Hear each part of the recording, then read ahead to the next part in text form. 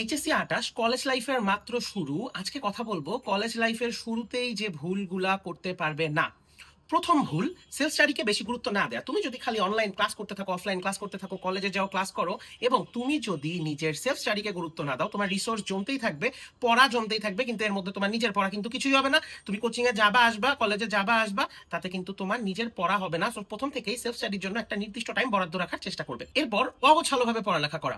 বুঝার চেষ্টা করো, তুমি একটা চ্যাপ্টারকে স্ট্র্যাটেজি মেনটেন করে পড়বা। সব চ্যাপ্টার পড়ার স্ট্র্যাটেজি সেম না, এটা তুমিও একটা চ্যাপ্টার পড়লেই বুঝতে পারবা। So chapter wise strategy maintain করে পড়বা। একটা চ্যাপ্টার পড়ার সময় ফার্স্টে মেইন বই পড়বা, এরপর যার কাছেই পড়তেছো তার লেকচার শিটটা ফলো করার চেষ্টা করবা, এরপর প্র্যাকটিসে চলে যাবা। এইভাবে যদি মেনটেন করো তাহলে যে কোনো চ্যাপ্টার তোমার সুন্দরভাবে পড়া হবে। ৩ number, time management and consistency. ভাই, তুমি যদি এই দিকে নজর না দাও, তুমি যদি টাইম তোমার ট্র্যাকিং না করো, কোন জায়গায় কতটুকু টাইম দিতেছো, কোন জায়গায় কতটুকু টাইম দিতেছো না, এবং এট দ্য সেম টাইম তুমি কনসিস্টেন্টলি পড়ালেখা করতেছো কিনা, তুমি ৫ দিন পড়তেছো, এরপর ৪ দিন একদম পড়ালেখার থেকে পুরো বাইরে, খালি ধরো কোচিং টোচিং করতেছো বা তাও করতেছো না, বাসায় বসে আসো, তাহলে কিন্তু তোমার পড়ার ফ্লো এর বাইরে চলে যাবে। এত বড় সিলেবাস যখন তুমি পড়ার ফ্লো এর বাইরে চলে যাবে, তখন কিন্তু তোমার পক্ষে ফার্স্ট ইয়ার চলে যাওয়ার পর অনেকের সচেতনতা জাগে, তখন কিন্তু আর ব্যাক করা সম্ভব হয় না। ৪ নাম্বার, কোশ্চেন অ্যানালাইসিস করে না পড়া। একটা চ্যাপ্টার পড়ার সাথে সাথে ভাই কোশ্চেন অ্যানালাইসিস করতে থাকবা। কোশ্চেন যদি তুমি অ্যানালাইসিস না করো তাহলে তুমি বুঝতেই পারবা না ওই চ্যাপ্টার থেকে কি আসে। দিন শেষে আমরা সবাই এক্সাম বেসড পড়ালেখা করি। সো তুমি কি করবা, কোশ্চেন বুঝে দেন অ্যান্সার করার চেষ্টা করবা। তাইলে ফার্স্টে তুমি কি করবা, একটা চ্যাপ্টার একটু আইডিয়া পাওয়ার পরই কোশ্চেন অ্যানালাইসিস করে ফেলবা।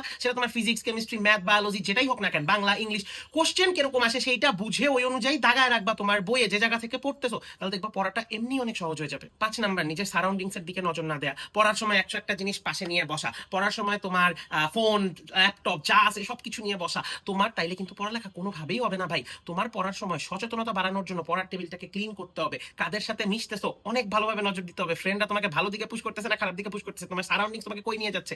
তুমি একটা তথাকথিত ভালো কলেজে নাই পড়তে পারো, কিন্তু এর মানে কিন্তু এই না যে তুমি তোমার সারাউন্ডিং সিলেক্ট করতে পারবে না। ওই রাইটটা তোমার অলওয়েজ আছে। সো চেষ্টা করবা নিজের সারাউন্ডিংস সবসময় পরিষ্কার রাখার, সুন্দর রাখার, যেন খুব সুন্দরভাবে নিজের পড়ালেখাটা তুমি এই ১.৫ থেকে ২ বছর করতে পারো। আর লাস্টে একটাই কথা ভাই, এই পুরাটা টাইমে হতাশ হওয়া যাবে না।